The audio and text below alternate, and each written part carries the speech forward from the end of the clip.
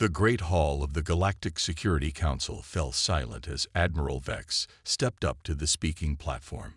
His gray skin shimmered under the bright lights as he gestured to the holographic display of Earth rotating slowly behind him. Honored council members, Vex began, his voice firm and confident. For 200 years, we have classified the planet Earth as a Class 5 threat. This classification has kept us from using the rich resources of their solar system. He paused, looking at each council member. I believe this classification is wrong. Murmurs filled the hall. A Class 5 threat meant a species that could one day threaten the entire galaxy. Only 3 other planets carried this warning. The humans fight among themselves constantly. Their technology has barely reached their own moon. They burn fossil fuels and argue about simple weather control. Vex clicked a control, and the display showed scenes of human conflicts, traffic jams, and outdated factories. They are stuck in their own problems. They are no threat to us. The head of the council, an ancient being named Toll, leaned forward. Admiral Vex, the original classification was not made lightly. Humans adapt quickly. They solve problems in unexpected ways. Yes, but that was the opinion from limited data long ago, Vex countered. We have watched them for decades now. They are predictable, divided, and slow to advance. He showed more images, humans staring at small screens, arguing in meeting rooms, sitting in traffic. I propose we reclassify Earth as a Class 2 threat. This would allow us to begin mining operations in their system. The resources there would fuel our expansion for a century. After hours of debate, the council voted. Earth would be downgraded to Class 2. The mining rights would be granted to Admiral Vex's company. The council believed humans would never even notice their presence. They were wrong. On Earth, Commander Jack Reynolds stood alone in the monitoring room of North American Defense Station 7. The night shift was quiet, as usual. The screens showed normal patterns of satellites, space junk, and cosmic background noise. Then something changed. A small blip appeared at the edge of the solar system, moved strangely, and vanished. Jack leaned forward, his eyes fixed on the spot where it had been. Computer, replay last 30 seconds, grid section, A7. The screen showed the blip again. It didn't move like anything he had seen before. Not a comet. Not space junk. Not one of their ships. Jack picked up the phone and called his superior, General Davis. Sir, I've detected an anomaly at the edge of the system. Reynolds, do you know what time it is? The general's voice was heavy with sleep and annoyance. Yes, sir, but this is important. The object moved, then disappeared. It doesn't match any known pattern. Jack heard a sigh on the other end. Reynolds, you've been watching too many alien movies. It's probably a sensor glitch. Run diagnostics and file a report. But sir, that's an order, Commander. We're not alone in the universe. Please, fix your equipment. The line went dead. Jack put down the phone slowly. He looked back at the screen where the blip had been. Then he did something that would later save countless lives. He didn't file a report. Instead, he copied the data to his personal drive and called an old friend. Anna, it's Jack. I need your help with something. No, it can't wait until morning. Dr. Anna Miller had been the smartest person Jack knew since their university days. If anyone could tell him what that blip was, she could. As he waited for Anna to arrive, Jack stared at the stars on his screen. He felt something he couldn't explain, a certainty that everything was about to change. Far away, Admiral Vex was already dispatching the first mining ships to the Mars sector. The reclassification had passed, and he had promised the Council quick results. Neither Jack nor Vex knew it yet, but the countdown to first contact had begun, and it would not go as either of them expected. 3 months passed after Jack saw the strange blip on his monitor. Nobody believed him. Nobody except Anna. Anna Miller sat in her small lab at the Mars Science Outpost, analyzing the data Jack had sent her. As the outpost's lead physicist, She had access to better equipment than Jack did on Earth. She pushed her red hair out of her eyes and stared at her screen. "That's not possible," she whispered. The reading showed something massive approaching Mars, but it wasn't on any official tracking system. Whatever it was using technology that could hide from standard sensors. Anna reached for her communicator to call Jack when the outpost alarm blared. "Emergency alert. Unknown object detected. All personnel to safety stations." Too late, Anna thought. She quickly transferred the data to a secure drive and looked out her window. What she saw froze her blood. A massive ship, unlike anything humans had built, was descending toward the Martian surface about 10 miles from the outpost. Its surface gleamed with strange lights, and it moved without any visible engines. Her communicator buzzed. It was Jack. "Anna, are you seeing this?" His voice was tense. "Yes, they're here, Jack. You were right. Listen carefully. The official channels are saying nothing about this. Something's wrong. I'm coming to get you." "How?" "Regular flights to Mars take months. Not with what I've borrowed. Stay hidden. I'll be there in 6 hours." The connection cut off, leaving Anna wondering what Jack meant by borrowed. Far from Earth, Admiral Vex received the first reports from his mining team. "The Mars operation is proceeding as planned, Admiral. The humans have a small research outpost nearby, but it poses no threat." "Good. Have they detected our presence?" Vex asked. "Unlikely. Their sensors are primitive. Even if they spotted our ships, they would have no way to reach Mars quickly enough to interfere." Vex nodded with satisfaction. "Begin construction of the main extraction facility. Remember, no direct contact with humans. Their reclassification allows us to mine, but not to reveal ourselves." "What about the human outpost?" Vex considered this. "If they haven't seen us yet, they soon will. Eliminate it. Make it look like an accident, pressure failure, or something similar. Nothing that would raise alarms on Earth." "Understood, Admiral." Exactly 5 hours and 48 minutes after their call, Anna heard something land outside the outpost. She had been hiding in a storage room since watching alien machines begin tearing into the Martian surface. Worse, she had seen smaller alien craft heading toward the outpost. She carefully made her way to a viewing port and nearly cried with relief. It was a small ship with Earth markings, but unlike any official Earth vessel she had ever seen. The ship was sleek, black, and clearly built for speed. The airlock opened, and Jack stepped out wearing a Mars suit. He rushed inside the outpost. "Anna." She ran to him. "Jack, what is that ship?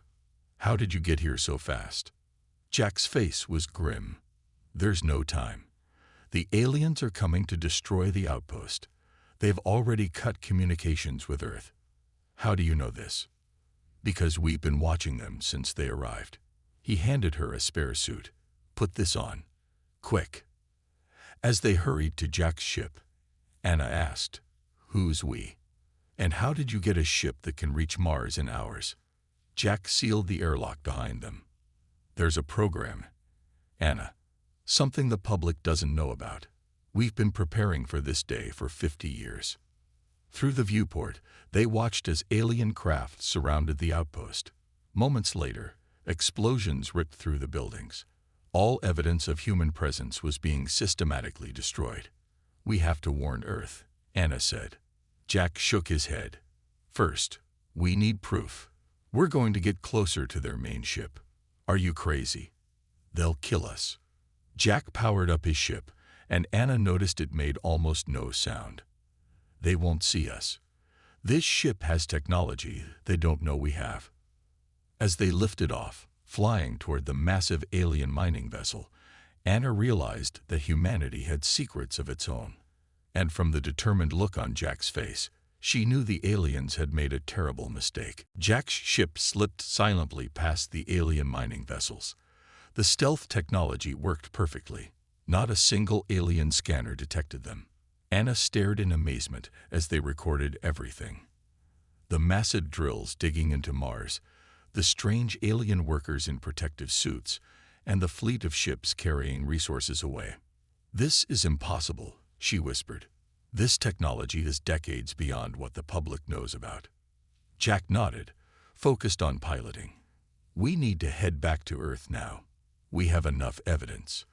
As they left Mars' orbit, Anna couldn't stay quiet anymore. "Jack, tell me the truth. Who are you really working for? How do we have ships that can travel this fast?" Jack sighed. "It's called Prometheus, a secret program started 50 years ago when we first detected alien signals. The world's governments decided that if aliens existed, we needed to be ready. But how? This technology. Remember that meteor crash in the Pacific Ocean in 2035? Anna nodded. Everyone knew about it. A major news story at the time. It wasn't a meteor. It was an alien scout ship. We recovered it, studied it, and have been reverse engineering the technology ever since." Anna fell silent as the stars streaked by at impossible speeds. 12 hours later, their ship landed at a hidden base deep in the Rocky Mountains. Armed guards met them immediately. "Commander Reynolds," one saluted. "General Wilson is waiting." They were led through long tunnels cut into the mountain, past laboratories filled with strange equipment and hangars containing ships like Jack's. Finally, they reached a large room with a round table. A stern-faced man with gray hair stood as they entered. "Reynolds, Dr. Miller. I'm General Tom Wilson." He pointed to the screens around the room showing the alien mining operation. "Your footage confirms our worst fears. The invasion has begun." "Invasion?" Anna asked. "They're mining, not invading. First they take resources, then they take the planet," Wilson said flatly. "We've seen it before." "How could you possibly know that?" Anna demanded. Wilson pressed a button, and a hologram appeared above the table, an alien ship identical to those on Mars. "Because this isn't the first alien ship we've encountered. We've been finding them for decades, always disguised as accidents or natural phenomena. But we've been learning from each one." Jack stepped forward. "Sir, we need to alert the public, prepare defenses." "The world isn't ready for the truth," Wilson interrupted. "But we are." He gestured around the room. "Prometheus has bases like this in 12 locations around the globe. We have ships, weapons, and defenses the public doesn't know exist." "So what's the plan?" Jack asked. Wilson looked grim. "Now that they've started destroying our outposts, we can be certain they'll come for Earth next. We need to activate our orbital platforms." "Orbital platforms?" Anna was stunned. "You have weapons in orbit." "Not weapons, Dr. Miller. Shields, based on alien technology. When they come, and they will come, Earth will be ready." Wilson turned to Jack. "Reynolds, I need you to lead a special team. These aliens believe we're primitive, which gives us an advantage.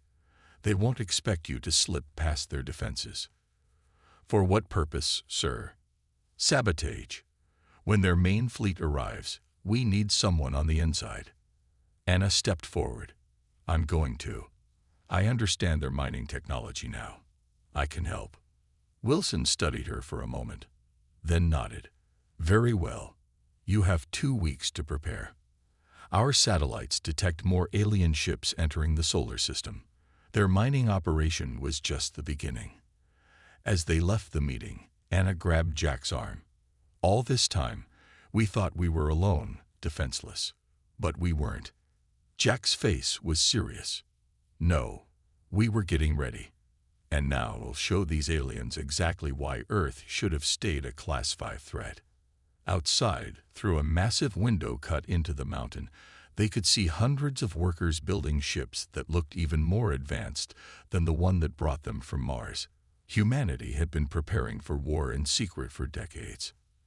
And the aliens had no idea what was coming for them. Admiral Vex stood before his communication screen, confused by the reports from Mars. "What do you mean the mining is behind schedule?" he demanded. The mining chief looked nervous. "Sir, we've lost contact with 3 digging teams. Equipment keeps failing, and the human outpost we destroyed, we found it empty before we hit it. Someone was there and got away. Vex slammed his fist down. Impossible. Their ships are too slow to escape once we arrived.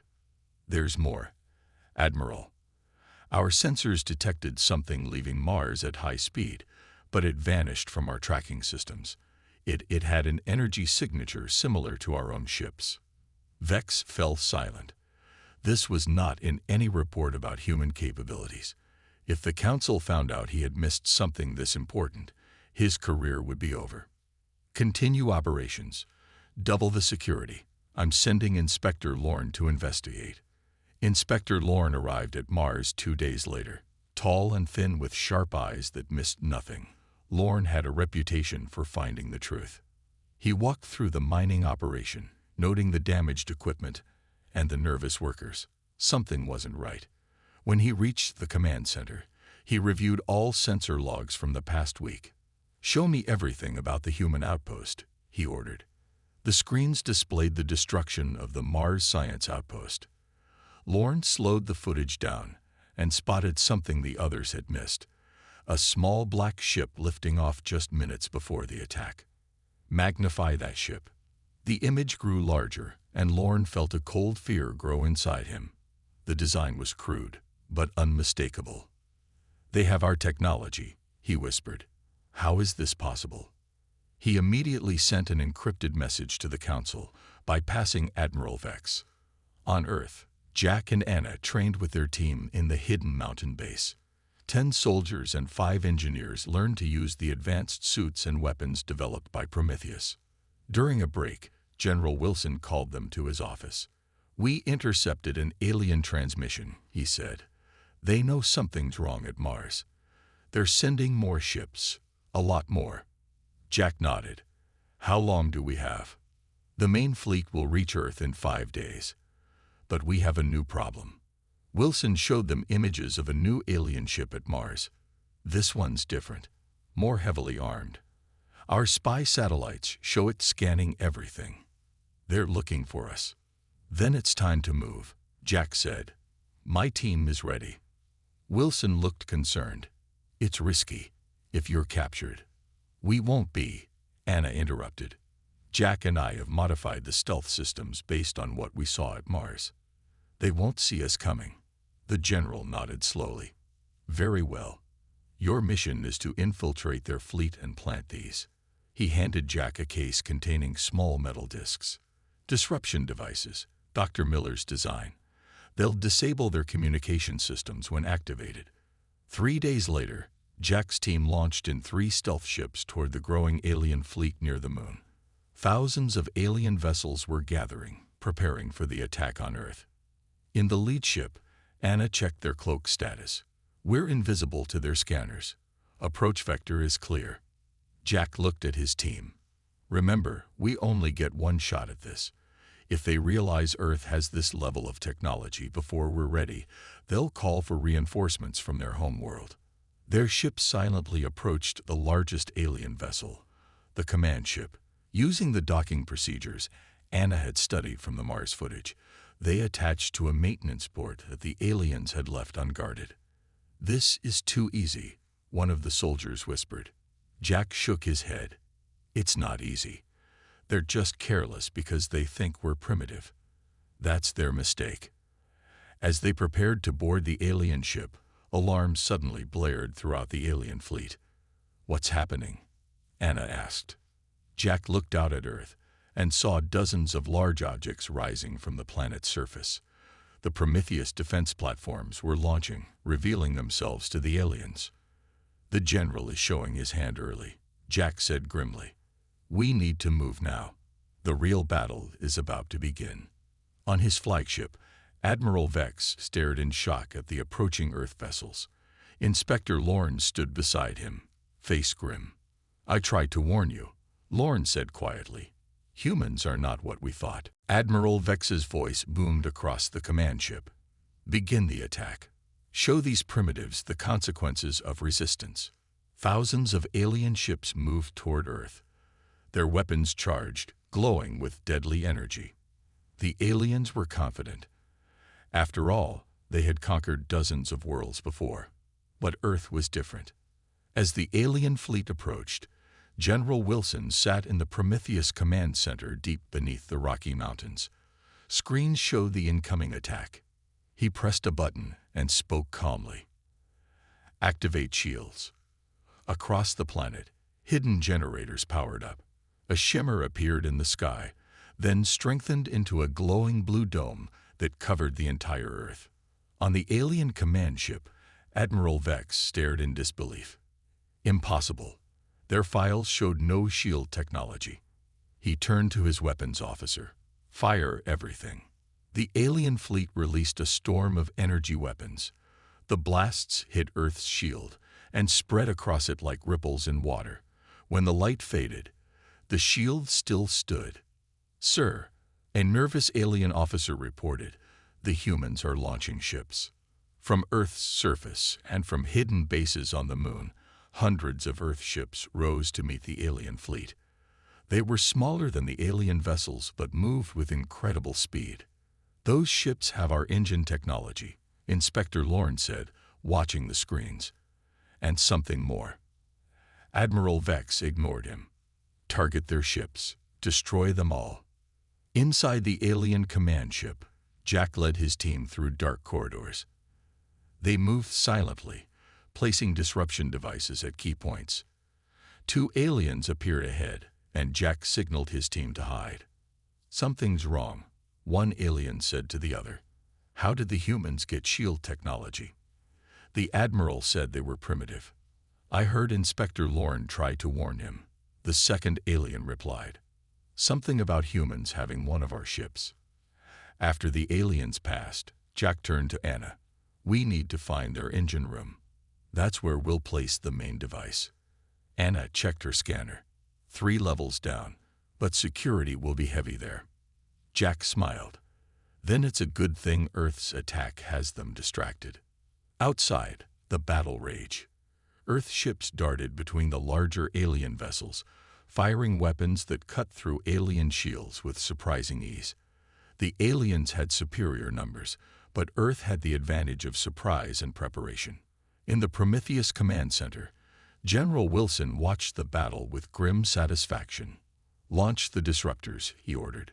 Small, unmanned drones shot from Earth's ships, attaching to alien vessels. When they activated, the alien ships lost power and drifted helplessly.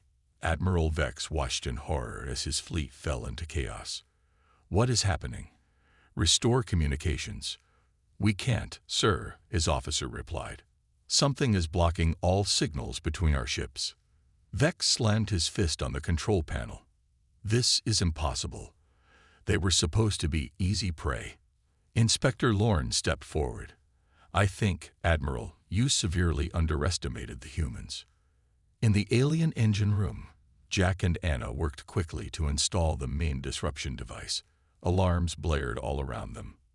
"They know we're here," one of the soldiers warned. "Almost done," Anna said, connecting final wires to the device. "This will disable their faster-than-light drives. They won't be able to escape or call for help." Jack checked his weapon. "Finish it. We'll hold them off." Alien security forces rushed toward them. Jack and his soldiers took defensive positions, firing their weapons. The aliens fell back, surprised by the advanced Earth weapons. "Done," Anna called. "Activating now." The device hummed to life. Throughout the alien fleet, faster-than-light drives shut down. The aliens were now stranded in Earth's solar system. Jack grabbed Anna's hand. "Time to go. Back to the ship." As they fought their way back to their vessel, Jack activated his communication device. "General Wilson, Phase 1 complete. The aliens can't run and can't call for help." Wilson's voice came through clearly. "Good work. Now get out of there. Phase 2 is about to begin." On Earth, a new set of weapons powered up. Technology the aliens had never seen before. The tide of battle was turning, and Admiral Vex was about to learn exactly why Earth had once been classified as a Class 5 threat. 3 days after the battle began, it was over. Earth ships surrounded what remained of the alien fleet. Most alien vessels drifted powerless in space, their weapons and engines disabled by Earth's technology. Others had been destroyed when they refused to surrender. Admiral Vex's command ship was the last to fall. Earth forces had disabled it rather than destroy it, wanting to capture the alien leader alive. Jack and Anna stood in the bridge of the captured command ship, facing Admiral Vex. The alien sat in restraints, his gray skin now pale with shock and defeat. General Wilson entered, flanked by security officers. "Admiral Vex," Wilson said, "you are now a prisoner of Earth." Vex looked up with hatred in his eyes. How did primitives like you defeat our superior technology?" Wilson smiled without humor. "That's what I want to talk about. Your superior technology." He turned to Anna. "Dr. Miller, would you explain to the Admiral what we found?" Anna stepped forward with a tablet showing diagrams of alien equipment. "Your technology isn't that advanced, Admiral. It's just different. Your ships use energy systems we hadn't discovered yet, but once we understood the principles, we improved them." "Impossible," Vex whispered. "No," Jack said. "It's what humans do. We adapt. We learn. We improve." General Wilson circled the captured alien. "What I want to know is why Earth was classified as a Class 5 threat in the first place. What were you so afraid of?" Vex was silent for a long moment. Finally, he spoke. "It wasn't your technology. It was you. Humans." "Explain," Wilson demanded. "We've encountered thousands of species across the galaxy. Most take thousands of years to advance from simple tools to space travel. Humans did it in a few hundred. Most species, when they face a problem, try the same solution over and over. Humans try new approaches constantly." Jack and Anna exchanged looks as Vex continued. "Most concerning was your adaptability in war. Our observers watched your world wars, saw how quickly you developed new weapons, new tactics. A species that can go from primitive flying machines to atomic bombs in just 40 years is terrifying." "So you feared us," Wilson said. "The Council did. They isolated your solar system, keeping other species away. But then you seemed to slow down. Your space program stalled. You fought among yourselves over resources and politics. The Council thought perhaps you had reached your limit." Anna laughed bitterly. "So you downgraded us because you thought we had stopped advancing?" Vex nodded. "It seemed safe to access your system's resources. A mistake, clearly." Wilson signaled to an officer who brought forward a case. Opening it, Wilson revealed pieces of alien technology. "We found this scout ship 50 years ago. We didn't just study it. We improved it." "Impossible," Vex repeated, but with less conviction. "The Prometheus program wasn't just about defense," Wilson explained. "It was about taking everything we could learn from alien technology and making it better. Your faster-than-light drives, we made them 30% more efficient. Your weapons, we increased their power while using less energy." Jack stepped forward.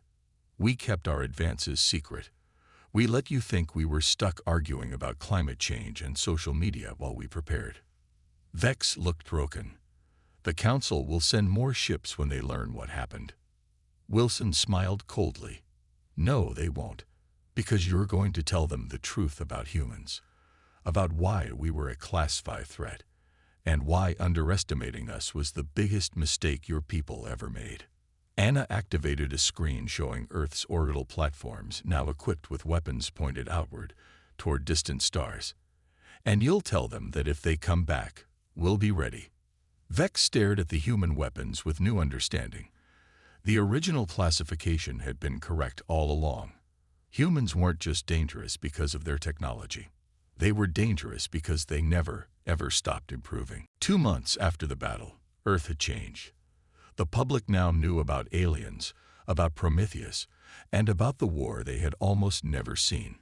Nations that had once fought each other now worked together, united by the knowledge that they were not alone in the universe. In orbit, workers converted captured alien ships into Earth's first true space fleet. Scientists studied alien star charts, learning about hundreds of worlds beyond their solar system. Jack stood on the bridge of the largest captured vessel, now renamed Defender. Earth engineers had already improved its systems, making it faster and more powerful than when the aliens had used it. "Are you ready?" Anna asked, joining him at the viewport. She wore a new uniform with the Prometheus symbol, a flame reaching for the stars. "As ready as I'll ever be," Jack replied. "I never thought I'd be leading a diplomatic mission to an alien government." General Wilson entered the bridge, followed by Admiral Vex in restraints. The alien looked defeated, his once proud posture now bent and tired. "The Council is expecting a report from Vex," Wilson said. "They have no idea what really happened. This is our chance to establish Earth's position in the galaxy." Jack nodded. "And if they don't agree to our terms?" Wilson's face was hard. "Then we show them what happens to those who threaten Earth." 3 weeks later, the Defender emerged from faster-than-light travel near a massive space station. This was the headquarters of the Galactic Security Council, where the fate of planets was decided. "They're hailing us," an officer reported. "They think we're Admiral Vex returning." "Good," Jack said. "Let's surprise them." The Defender docked at the station. Jack led a team of 20 Earth soldiers, with Anna beside him, and Vex walking ahead, still in restraints. They marched through the station, passing aliens of different shapes and sizes who stared in shock at the sight of humans. They reached the council chamber, a vast room with a circular table. 12 alien representatives sat waiting, expecting to see only Vex. Instead, they found themselves facing armed humans. "What is the meaning of this?" the head counselor, Tull, demanded. Jack stepped forward. "I am Commander Jack Reynolds of Earth. We have come to discuss our planet's status." Murmurs filled the chamber. Tull rose from his seat. "How did you get here? Where is Admiral Vex's fleet?" Jack pushed Vex forward. "Tell them, Admiral." Vex looked at his fellow aliens. "They defeated us. Completely. Earth has technology equal to or better than ours. They captured our ships, our weapons, our star charts." "Impossible," Tull exclaimed. Anna activated a device that projected images of the battle, showing Earth ships destroying alien vessels, Earth's planetary shield withstanding alien attacks. "Not impossible," she said. "Just unexpected. You made the mistake of underestimating us." Jack addressed the council directly. "You classified Earth as a threat, isolated us, then decided we were harmless, and came to steal our resources. You were wrong at every step." Tull looked shaken. "We will restore Earth's Class 5 threat status immediately." "No," Jack said firmly. "We reject your classification system entirely. Earth will not be labeled by alien standards." "Then what do you want?" Tull asked. "A treaty, equal status, recognition of Earth's sovereignty over our entire solar system, and guarantees that no alien force will enter our space without permission." The council members looked at each other nervously. One spoke up, "And if we refuse?" Jack smiled coldly. "Then we'll return with more ships. Ships we've improved since capturing them. And we'll show you why you were right to fear us in the first place." Tull was silent for a long moment. Then slowly he nodded. "Very well. We will negotiate a treaty." 1 week later, Jack and Anna stood on the Defender's bridge, watching Earth grow larger in the viewport as they returned home. "Do you think they'll honor the treaty?" Anna asked. Jack nodded. "They will. They're too afraid not to." He looked at the star charts displaying thousands of worlds. "Besides, we're not trapped in our solar system anymore. The galaxy just got a lot smaller." Anna smiled. "And a lot more interesting." On Earth, preparations were already underway for the first official human expedition beyond the solar system. New ships were being built, combining Earth ingenuity with alien technology. The aliens had demoted Earth's danger level and paid the ultimate price. But in doing so, they had given humanity the stars.